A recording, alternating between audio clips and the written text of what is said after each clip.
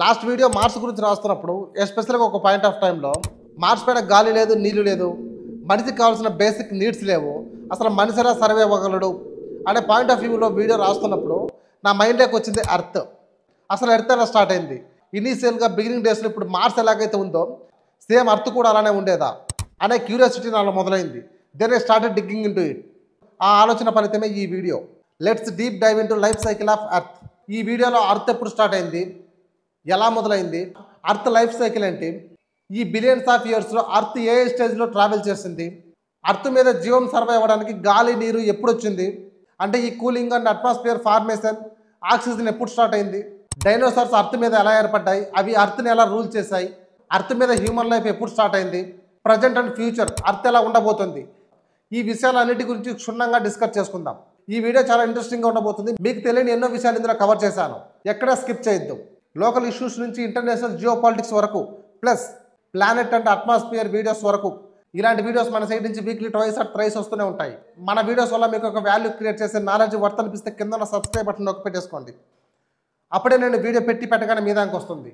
Done, great.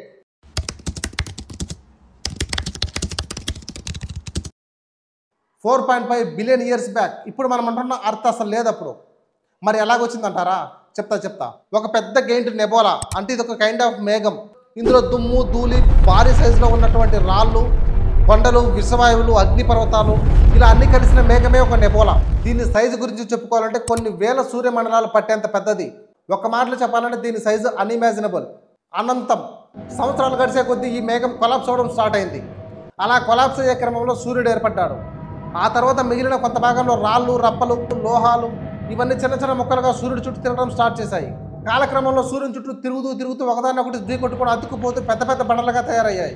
ఆ బండలు కూడా సూర్యుని చుట్టూ తిరుగుతూ ఒకదాన్ని ఒకటి ఢీకొట్టుకొని అతుక్కుపోతూ ఒక పెద్ద బండగా తయారయ్యాయి. అదే మన ఫస్ట్ అర్త్. దీన్ని ప్రోటో అర్త్ అని కూడా అంటారు. ఆ భూమి ఇప్పుడు మనకు తెలిసిన బ్లూ ప్లానెట్ కాదు. అది ఒక మెల్టన్ ఫైర్ బాల్, ఎర్రగా మండిపోతూ అగ్నిగోళంలా ఉండేది. ఇప్పట్లో నీటి సముద్రాలు అయితే అప్పట్లో లావా సముద్రాలు ఉండేవి. ఎక్కడ చూసినా అగ్నిపర్వతాలు పేరి లావా పారుతూ ఉండేది. ఆకాశంలో నుంచి భారీ నుంచి అతి భారీ రాళ్ళు, ఇనుము, ఇతర లోహాలు పడుతూ ఉండడం, దానివల్ల ఎక్స్ట్రీమ్ హీట్ రిలీజ్ అయ్యి అర్త్ ఇంకా మరింత ఫైర్ బాల్గా మారేది. అప్పట్లో అర్త్పై ఆక్సిజన్ లేదు, only toxic gases, methane, ammonia, carbon dioxide భూమి నిండా దండిగా ఉండేది. బ్రీత్కి అవకాశమే లేదు, నీరు లేదు, గాలి లేదు, జీవం అసలే లేదు. ఒక్కసారి గెస్ అయ్యండి ఆ టైంలో అర్త్పై ఎంత టెంపరేచర్ ఉంటుందో. మీరు ఎంత అనుకుంటున్నారో కింద కామెంట్ చేయండి చూద్దాం. 1000 సెల్సియస్ డిగ్రీస్ కంటే ఎక్కువ ఉండేది. జస్ట్ ఇమాజిన్, ఒక్కరోజు 38 నుంచి 40 డిగ్రీల టెంపరేచర్ ఉంటేనే కింద మీద అయిపోతాం. మరి అప్పట్లో 1000 డిగ్రీస్ కంటే ఎక్కువ టెంపరేచర్ ఉండేది. సో ఒక్కసారి ఇమాజిన్ చేసుకోండి భూమి ఎలా ఉండేదో. సైంటిస్ట్ ఈ పీరియడ్కి పెట్టిన పేరు metre bombard.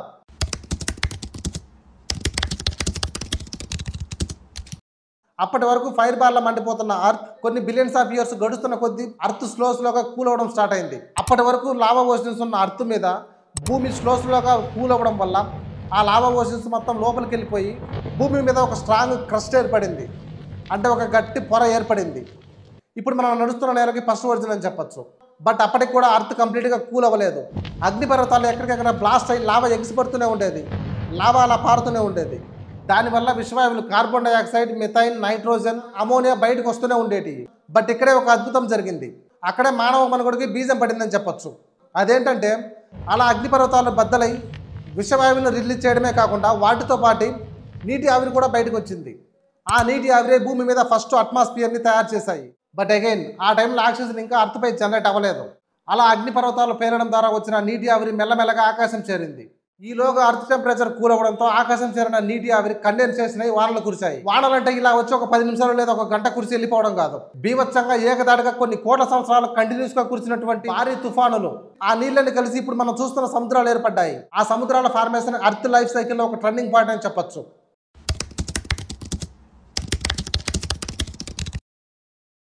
3.5 billion years ago మరి అర్త్ కూల్ అయింది, సముద్రాలు ఏర్పడ్డాయి.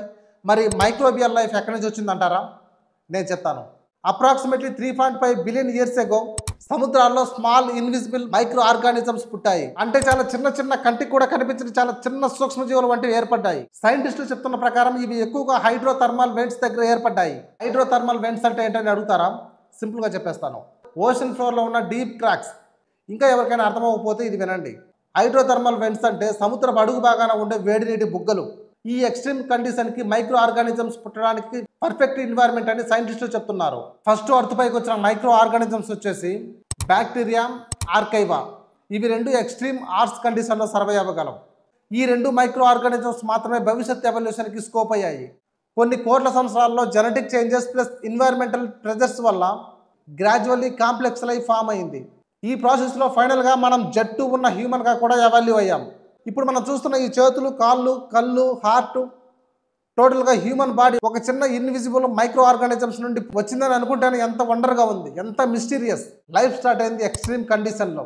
ఎక్కడో ఒక సముద్రపు అడుగు భాగంలో ఉండే వేడి నీటి బుడగ నుంచి, ఒక సింపుల్ కంటికి కూడా కనిపించిన సూక్ష్మజీవుల నుంచి హ్యూమన్గా ఎవల్యూషన్.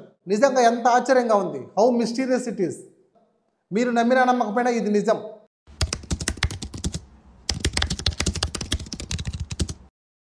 అర్త్ ఏర్పడిన తొలినాల నుంచి నీళ్లు ప్రొడ్యూస్ అయ్యి సముద్రాలు ఏర్పడి ఆ సముద్రాల అడుగు భాగాన 2.4 బిలియన్ సంవత్సరాల క్రితం సూక్ష్మజీవులు పుట్టాయి. అప్పటి వరకు ఆక్సిజన్ లేదు. బట్ ఆ తర్వాత సూక్ష్మజీవులు పుట్టి, దాని పేరు ఖచ్చితంగా చెప్పాలంటే సైనోబాక్టీరియా. ఇవి చాలా ప్రత్యేకం, ఎందుకంటే అవి ఫోటోసింథసిస్ అనే ప్రక్రియను మొదలుపెట్టాయి. ఈ ఫోటోసింథసిస్ ప్రక్రియ ఏంటని మీరు అడిగితే కిరణజన్య సంయోగక్రియ చేయడం. అంటే ఈ ప్రక్రియ ఏంటంటే సూర్యరశ్మిని ఉపయోగించుకొని కార్బన్ డైఆక్సైడ్ అనే నీటిని ఒక శక్తిగా మార్చుకునేవి. ఈ ఎంటైర్ ప్రాసెస్లో ఆక్సిజన్ అనేది బై ప్రోడక్ట్గా విడుదలయ్యేది. అలా ఈ సైనోబాక్టీరియా లక్షలాది సంవత్సరాల పాటు నిరంతరాయంగా కిరణజన్య సంయోగక్రియ జరపడం వల్ల వాతావరణంలోకి ఆక్సిజన్ నెమ్మదిగా విడుదలవడం స్టార్ట్ అయింది. అలా వాతావరణంలో ఆక్సిజన్ స్థాయి పెరగడం స్టార్ట్ అయింది. ఇనీషియల్గా ఈ ఆక్సిజన్ సముద్రాల్లో ఉన్నటువంటి ఇనుము, ఇతర ఖనిజాలతో రియాక్ట్ అవ్వడం స్టార్ట్ అయింది. ఆ తర్వాత అట్మాస్ఫియర్లోకి స్ప్రెడ్ అయింది. ఇది అర్త్ హిస్టరీలోని అతిపెద్ద అట్మాస్ఫియర్ చేంజ్. సైంటిస్టులు దీన్ని గ్రేట్ ఆక్సిడేషన్ ఈవెంట్ అని చెప్పుకుంటారు. అలా ఆక్సిజన్ స్థాయి వాతావరణంలో పెరగడం వల్ల 2 బిగ్గెస్ట్ రివల్యూషన్స్ జరిగాయి. నెంబర్ 1, కొత్తగా వచ్చిన ఆక్సిజన్ అప్పటి వరకు ఉన్న విషవాయువులు మిథేన్ వంటి వాటితో చర్య జరిపి వాటి ప్రభావాన్ని తగ్గించింది. దానివల్ల వాతావరణం చల్లబడింది. నెంబర్ 2, ఆక్సిజన్ క్లిష్టమైన జీవరాశుల కాంప్లెక్స్ లైఫ్ ఫామ్ అవడానికి అవకాశం ఇచ్చింది. ఎందుకంటే ఆక్సిజన్ ఉండి శ్వాసించడం, ఆక్సిజన్ లేని జీవక్రియకు చాలా తేడా ఉంటుంది. దీనివల్ల పెద్ద పెద్ద శక్తివంతమైన జీవరాశులు ఉద్భవించడానికి మార్గం సుగమమైంది.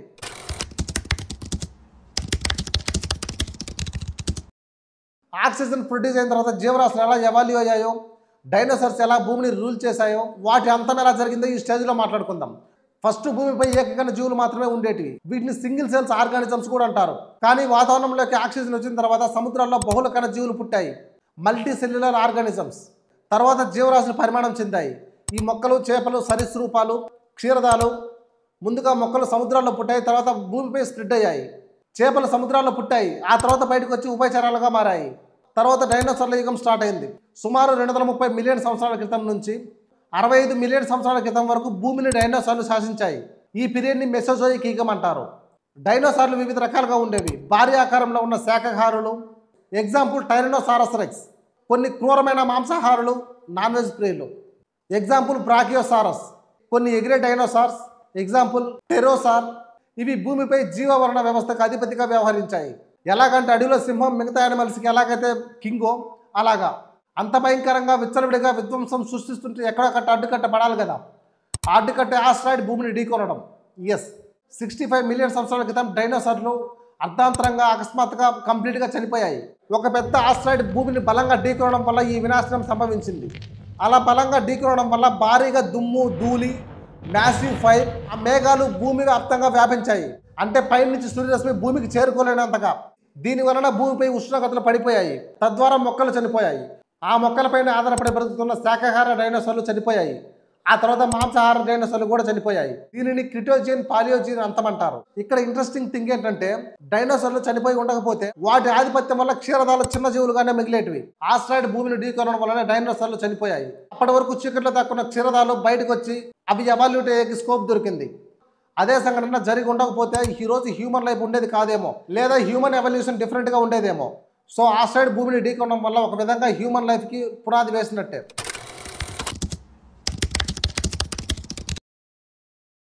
డైనోసార్ల అంతం తర్వాత భూమిపై క్షీరదాలు అభివృద్ధి చెందే అవకాశం పుష్కలంగా లభించింది. అప్పటి వరకు చిన్నవిగా రాత్రి వేళలోనే తిరిగి క్షీరదాలు డైనోసార్ల అంతం తర్వాత పెద్దవిగా ఎవల్యూట్ అయ్యాయి.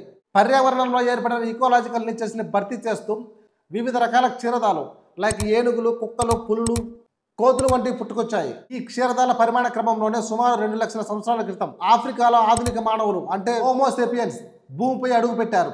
హ్యూమన్ అంతకు ముందు ఉన్న జాతులైన హోమో ఎరెక్టాస్, నియంట్రాల్స్ కన్నా తెలివైన వారు, సంక్లిష్టమైన ఆలోచనలు చేయగలిగిన వారు. ప్రారంభ దశలో మానవుడు వేటాడి ఆహారం సేకరించుకునేవాడు. కానీ తర్వాత సంవత్సరాలు గడిచే కొద్దీ సుమారు 10,000 సంవత్సరాల క్రితం వ్యవసాయం చేయడం నేర్చుకున్నాడు. ఇది హ్యూమన్ హిస్టరీలోనే అతిపెద్ద రెవల్యూషన్. అలా వ్యవసాయం చేయడం వల్ల ఆహారం కోసం ఒక చోటు నుంచి మరొక చోటుకు వెళ్ళడం చాలా వరకు తగ్గింది. దీంతో ప్రజలు ఒకే చోట స్థిరపడి గ్రామాలు, పట్టణాలు, నాగరికత, ప్రాపర్ సివిలైజేషన్ ఏర్పరచుకున్నారు. ఈ సివిలైజేషన్తోనే ప్రాంతం, భాష, మతం, ప్రభుత్వం వంటి ఏర్పడ్డాయి.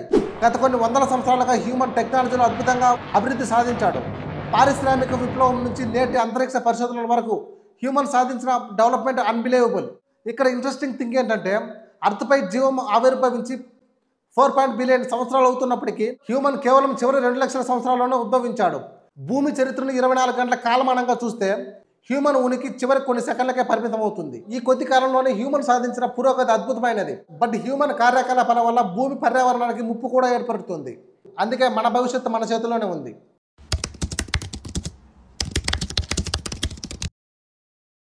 ఈరోజు అర్త్ని గోల్డిలాక్ ప్లానెట్ అంటారు. అంటే not to hot, not to cold. లైఫ్కి పర్ఫెక్ట్లీ బ్యాలెన్స్డ్ అట్మాస్ఫియర్ ఉంది. వాతావరణంలో 20% ఆక్సిజన్, 78% నైట్రోజన్ అండ్ కొంచెం ఇతర గ్యాసెస్ ఉన్నాయి. ఇదే మనం ఇప్పుడు ఇన్ అండ్ అవుట్ బ్రీత్కి ఉపయోగించేది. సముద్రాలు, నదులు, అడవులు, బయోస్ఫియర్ ఇవన్నీ కలిపి అర్త్ని లివింగ్ ప్లానెట్గా మార్చాయి. బిలియన్స్ ఆఫ్ ఎవల్యూషన్ వల్ల ఇప్పటికీ millions of species like plants, animals, microbes, insects మనతో సహజీవనం చేస్తున్నాయి.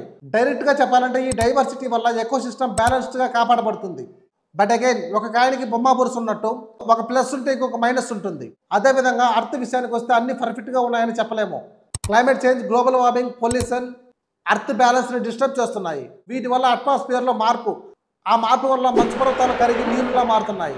ఆ నీటి వలన సముద్రాల్లో నీటి మట్టం పెరుగుతుంది. ఇప్పటికీ చాలా రకాల జీవజాతులు అంతరించిపోయాయి. ఇంకా కొన్ని అంతరించిపోయే ప్రాసెస్లో ఉన్నాయి. హ్యూమన్ యాక్టివిటీస్ వల్ల నేచర్కి సీరియస్గా థ్రెట్ అవుతుంది.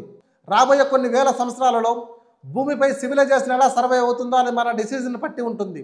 Renewable energy, pollution control, space exploration లాంటి స్టెప్స్ క్రూషియల్ అవుతాయి. కానీ సైంటిస్టులు చెప్తున్న దాని ప్రకారం 5 బిలియన్ ఇయర్స్ తర్వాత సూర్యుడు తన ఫ్యూయల్ మొత్తం ఉపయోగించుకొని రెడ్ గెయింట్గా మారిపోతాడంట.